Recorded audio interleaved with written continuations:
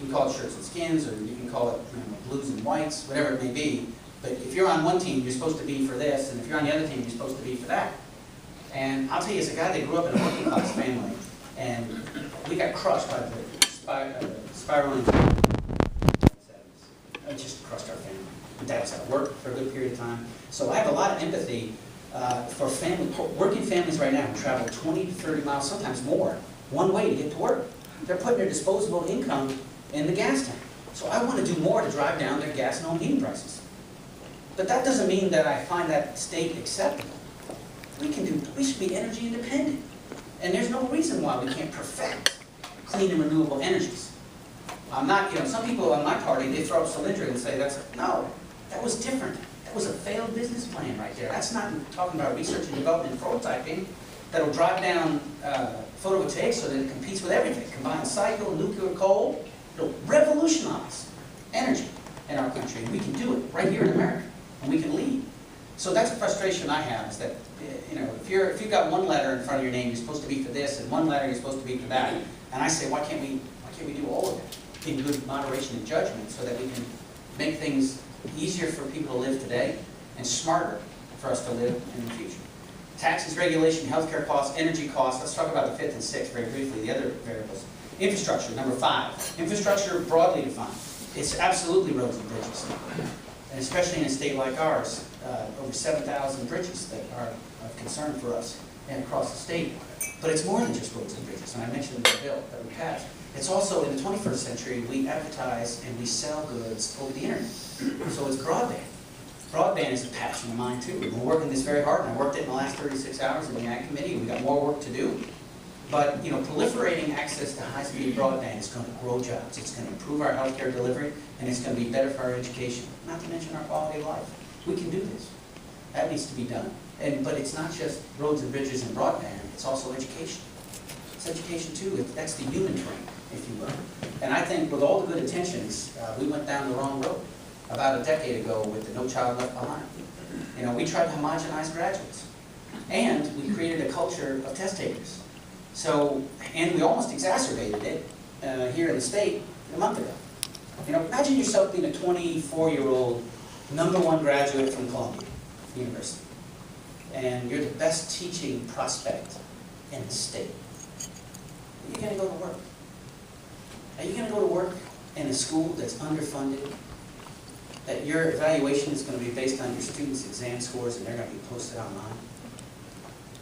You could be the most altruistic person in the world. You're not going to make that choice. This is a second-order fact that we need to take into consideration. Teachers are special, wonderful folks. And there's too often that we just demonize them. I'm talking about generally. We do this too often. And so the latest topic du jour, or group du jour, is the teachers. It's wrong. Teachers are never going to be rich. They know that. They love what they're doing. Teachers have made a huge impact on my life. And you know what? In places where they've treated everybody with dignity and respect, they've come to an accommodation. Look in our area. Gildon and Bethlehem. Everyone came to the table. Everybody gave a little bit. They got an agreement. The minute you start treating people without dignity and respect, what do you expect to happen? You're going to get in a real problematic negotiation. So, education, the No Child Left Behind, I think, has exacerbated all this. We've levied way too many mandates on the states, who in turn levied way too many mandates on the localities. I think that we ought to trust. Everybody likes to shin kick school board members. I love school board members. You know what? The minute that they sit down, they're talking 20 to 25% of their budget. That's it. Look at Kathy Jimeno. She goes to work. She works with 10% of her budget. We've got to do better than this. We can't do better than this. And so, I want to see us recognize. A wise man told me once, a long time ago, when you're in a hole, first thing you do, stop digging. We'll figure out. So we should recognize that. We should just, and I do think there's a growing consensus, bipartisan consensus in Congress, that No Child Left Behind was well-intentioned, but really a step in the wrong direction. I want to see us work to make it better. Sixth variable, capital and markets. Yes, 2/3 of our economy is consumer spending driven. That's why it's important to get pro-growth tax reform. But you know what? We still make goods other countries can't. And we make common goods in an uncommon way. So we need fair trade agreements. That's why we got South Korea, Colombia, and Panama. And in capital formation, I talked to you about that. So So this is what I think we can do at the federal level. I have to work closely with my colleagues at the state level, because what we want to do is harmonize our efforts. There's going to be friction. Humans, this is the way this happens in life. But to the extent we can reduce friction, we can harmonize the environment, the underlying business environment, which makes it conducive to growth. Because all of this sets the stage so that the entrepreneurs, with their ideas, can get access to the credit, can bring forward even with some risk, and they can execute, and then we can grow. And we can see this, and by the way, I absolutely believe we will. You know, you look at Malta, and I think we're just at the beginning of this if we don't fumble. I mean, I'm not just talking about semiconductor. I'm talking about this coming into fruition for clean renewable energy. If that project is successful, those companies are going to move here. I know we're lamenting, we're not happy that Denver for the GE plant, but you know what? We weren't ready to win yet. But if we get that prototyping done, absolutely, and more will come here. And I also believe we can get it for the defense application as well. That's why I work with Senator Jill Wren on the defense approach bill on this, and there's much more work to be done on this, because nanotechnology applications is a guy that carried weight for a long period of time. I'm telling you, we got vets now, they got issues. They got arthritis issues, they got back issues. Look, they're alive, thanks be to God. And I had soldiers that were hit in the chest with an AK-47 round and lived, got a big welt. But that's what our technology allowed us to do. Now we have to make it lighter, more durable. We can do this. Yeah. First of all, thank you, Congressman, for being with us today. Thanks for the work that you do for us always.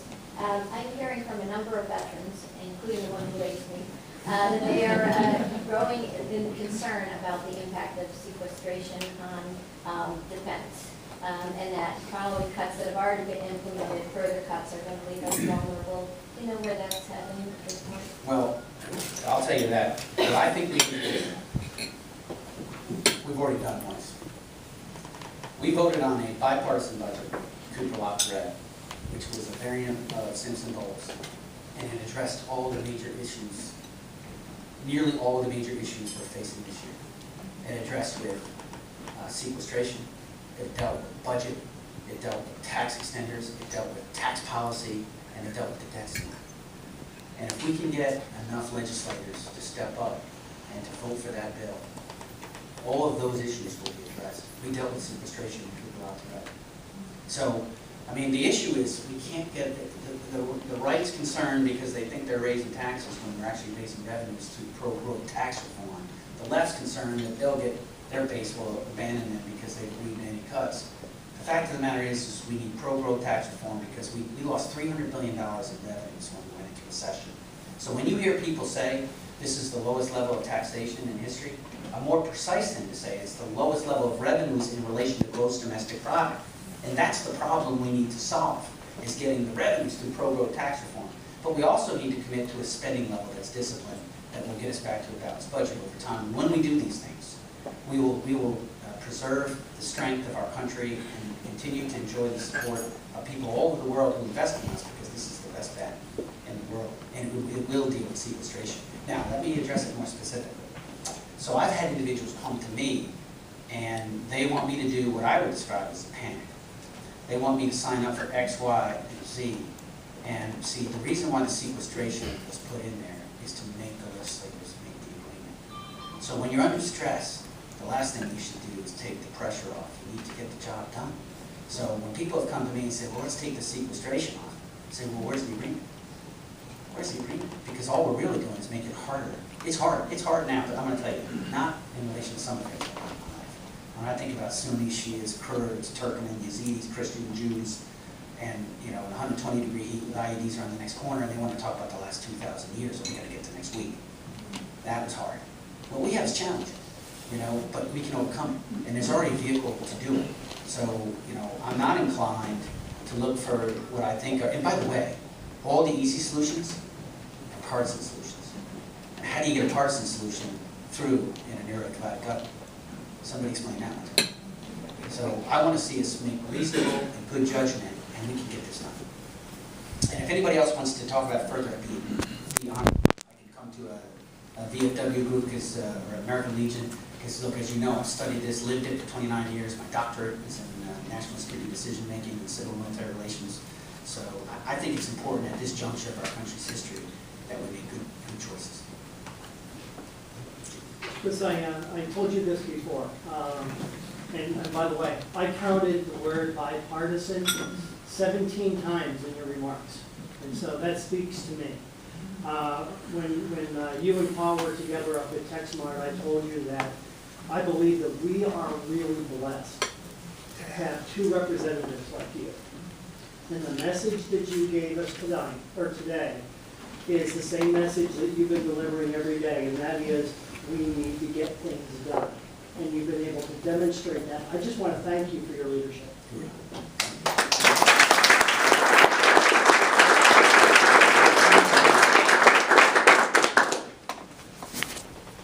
Yes, sir. Could you just touch a little bit on immigration and what the gut of Washington is thinking? Well, I think it's, in many ways, it's very similar to all these other issues. I believe there is a reasonable, pragmatic way forward. The problem is getting the two parties to get there. Look, I mean, does anybody think we have immigration policy right in this country? I mean, just look at supply and demand. We tell you we don't. So we don't have the right policy. So we need to bring, for example, you know, we have incredibly gifted and bright students who come here to the United States of America. They're in advanced degrees. And then we tell them they gotta go home. When in fact they want to stay here. Why would we do something like that? We can do better. Let's change the law so that they, you know, and I'll tell you, and it's still true. It's still true after all these years that you want to see some very patriotic souls, talk to the first generation that are here. I still see it. You know, and when I go about the district and I meet people and you can hear the accent from their homeland, they love this country. They love it. They love it because of the freedom they get in this country, the opportunity. They think about their family's history in their old country, and they think about how far they've come and how far that their kids are going to be able to go. And so we need thoughtful policy. Then we also need to enforce that policy. We are at once a nation of laws and a nation of immigrants. And we've got to find a way to reconcile the two. You know, if we turn the other way on our laws, if we're a nation of laws and we don't follow our laws, then who are we? And at the same time, if we don't recognize that we're a nation of immigrants, that we share this land with the natives that were here, if we don't recognize that, then we're missing the point. So, look, I mean, I really think that Senator Rubio is going to be a positive force. I think that there's certainly been a lot of political interplay in the last couple of months. But I think that goes aside, and I think this is sustainable talk that's done. And I think this is the move. And look, Gibson, that's an anthem. I think we can go there, and Gibson. So, you know, we're all, I think, maybe not, but it's a good thing for Europe.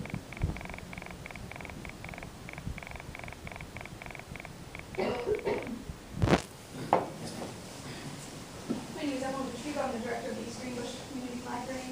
And you talked before about the health reform and providing more access. My concern is the implication that it's going to have on the library's budget and other local government budgets where we're going to have very hard increase taxes. And it's kind of a double dip there. You know, you're asking, how would you address that? Yeah, well, see, this is part of the problem. I got to tell you, you know, when you look at the, thank you, Evelyn. You look at the base bill from 2010 and you look at the reconciliation bill, and once you recognize the fact that a large number of those pages were actually not even related to health care, so then you focus in on the aspects of the law, you know, it's clear to me that costs are going to rise. They're already going up, and you know, for a variety of reasons. The first of which is, you know, when you give a page and a half single space of services that you're not supposed to charge for, they're going to get. I mean, there's nothing free. They're going to get factored into the cost, and that's why your premiums are rising. So, you know, that's number one. And then also, when you add what we hoped, you know, could be 25 to 30 million people, we hoped, but I got to tell you, I'm really dubious on access, to be candid with you, because, why do I say that? Small business. There's already small business owners that who are clearly are clearly successful, or they wouldn't have survived. And in my view, some of them are talking crazy talk. They're talking about splitting their company in half to get under the 50. That doubles your administration right there. And some of them were in their 40s. number of employees in their 40s. They're talking about not growing because they don't want to be under the bill. And there's some that are actually going to make a calculation based on, it is generally believed that when the United States makes a law, that they're making, even though they're not meant to be making a normative judgment, they're making one, de facto.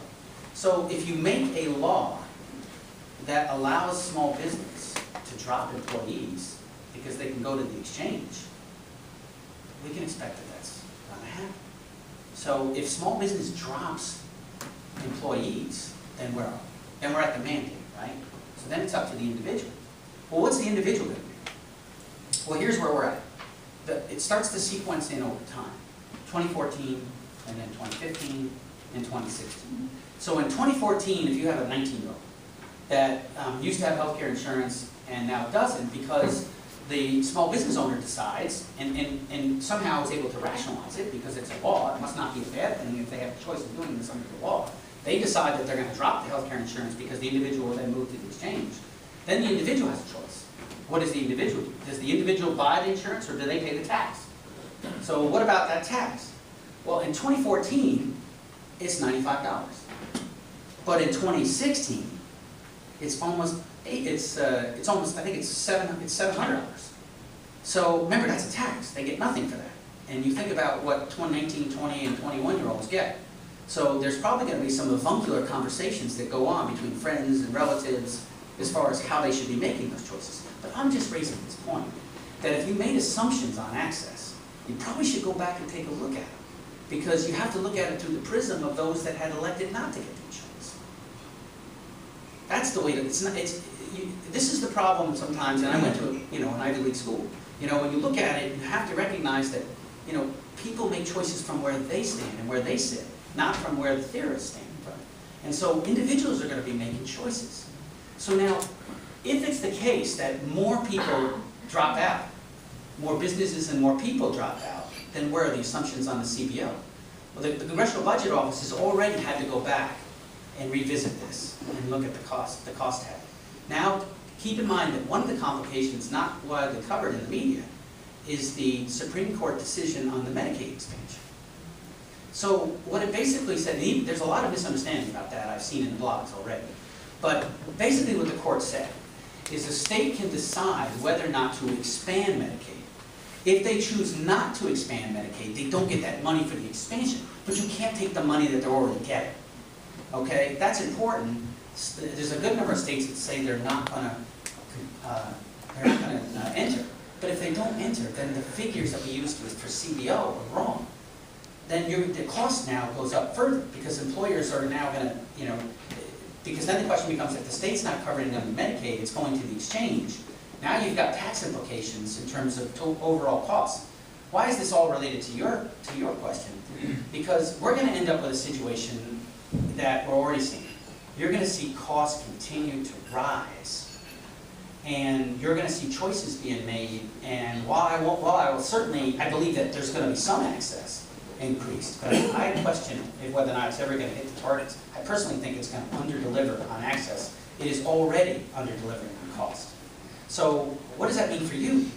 Well, you're going to be in a very tough circumstance. By the way, our high schools our school districts are already in this tough situation. They're already in a very problematic situation. So, I think what we need right now is we just need to try to respect everyone. The president had good intentions. He has good goals. This is, and I have to tell this sometimes to some of my base. That look, we treat everybody with dignity and respect. Let's try to find a way to move this forward. Anything, did you want to follow up? No, it just seems counterintuitive, because the tax is definitely being passed on. So you have individuals who will have to pay tax if they choose to opt out, and you have tax-supported organizations that will have to raise taxes in order to comply, as well as in order to be able to continue to provide their employees with good health insurance, because the premiums have gone up so much. Yeah. Couple that with the pension issue that we're dealing with in New York State and how much that has increased over the last 4 years, it's very difficult to stay within that 2% line. So I think a fair follow-up would be, well, Gibson, then what can we do? What can we do? Well, here are some. First of all, Contact our board. here are some things, because I'll tell you, this is, like I said, one of the issues that I've studied into the point of falling asleep on the paperwork and bending over and waking up on the morning. And I've done some field research on it too. I mentioned to you about access to options. I want to tell you that none of these by themselves is a panacea. Oh no. I mean, they're contributing. This is a complex issue that's going to need a wide variety of factors that are going to bear on the problem that we think are going to be helpful. Access to more choices, but tort reform, I think is important. Some people really sell it as a big thing. I think it's important, and I think it's positive, and we should do it. And you know, we actually passed H.R. 5 in the House of Representatives. It was fashioned in California and Texas. Why do I mention California? Because that's a state that Democrats and Republicans work together to get it done. They cap non-economic damages at $250,000. Now, economic damages, if they can be proven, should be uncapped, and that's what the law said. So, why would that be important? You've got doctors, even in New York State, some of them are paying six figures, over $100,000 for just for premiums, and this is inflating costs. There's transaction costs that go with this. What about other things? Well, medical home. I alluded to this earlier. We've got a project that's going on in the North Country right now, where you see participating entities that are doing more work on the front end. You've got somebody who comes into your emergency room and they're exhibiting symptoms, and they go through the testing, and then they may get prescription meds that come out at the end of it. Before they're discharged, they demonstrate competency on at least what the order they take the meds and what they should be doing with that. Then when they go home, the entity actually follows up with, in many cases, a visit to the home, watches them take their meds, checks their vitals, and so there is a little bit of a cost on the front end, but these pilot projects, the last I checked in with the data, it was cutting admission rates in half. Why that's important is that, an emergency room visit is $700 to $750 a pop. So when you cut the emergency room rates in half, you're getting control of costs. Let me tell you about another thing that I'm uncovering. And that is this, has anybody heard of urgent care? Okay, so the urgent care, I think it's misnamed, but I'm going to go with it. I'm going to change it all by myself. The urgent care is essentially, you got primary care, right? That's who you go for your preventive checks. You got the ER room. Now, say you got, one of your children or grandchildren play sports, they have an ankle injury, right? So you want to get it checked. So what are your options? If it's the weekend, you call your preventive care, your primary doctor, may or may not be available. Then you're left with the ER, unless you have a choice for urgent care, right? You go to urgent care can do an ankle check for about $150, $450, maybe $155. But the problem is the model's not profitable right now. So you're not seeing the proliferation of these urgent care facilities. We have one in Malaysia, we've got one in Coxsackie, we've got one in Saugerties. There are some of these around, but they're not meeting the need right now for a variety of reasons. Let me list at least a couple. One is the way we reimburse. The government's reimbursement is not adequate to help the profitability. This is where I think I can help, and I'm already working on this with some of these advocates to try to work legislation that might be helpful, or at least influence the rulemaking, which is where it is right now. But if you're getting paid $89 for some kind of visit from the government, then they're losing money, and you're really putting the model in question. What are the options to the taxpayer? Well, the taxpayer gets the ER bill. Well, how do you say no, they don't get the ER bill? Except for the fact that hospitals can write off 65% of bad debt. So you do 65% of 750, where are you?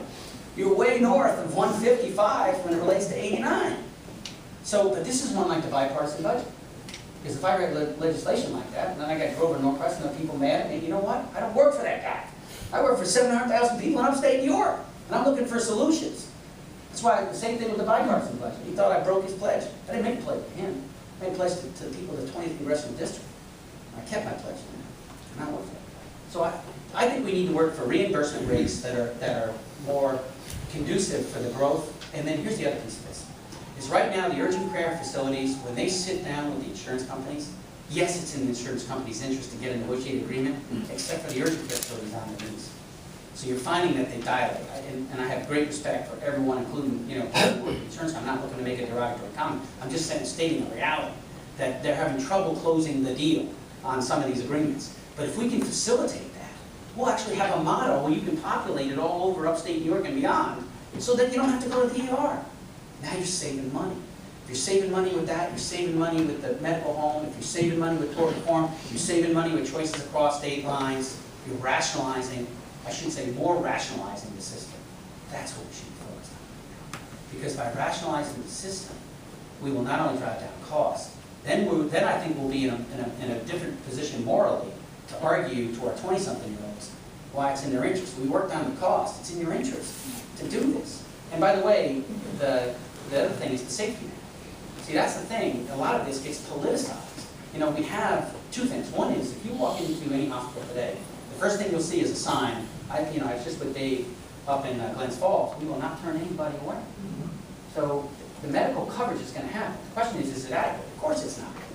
But the coverage there at the point of injury or point of emergency is there. The question is the preventative work being done? So it's not a question of the healthcare delivery. It's a question of the coverage, well, the kind of checks that we want to get. That's more precise.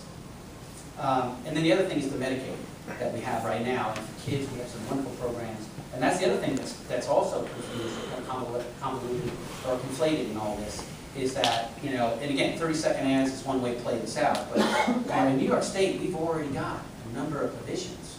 You can actually keep your kids on your policy until you're 29. That's better than 26, right? And, we've got provisions for pre-existing conditions and for continuous coverage. So what we really need to do is have a serious, substantive policy discussion about how we can effectuate the goals that the President, I think, so wisely brought forward. In the meantime, all of it, who's really taking the brunt of that, of those taxes? right. Thank you. Thank you. All right, everyone. Thank you for your. Thank you.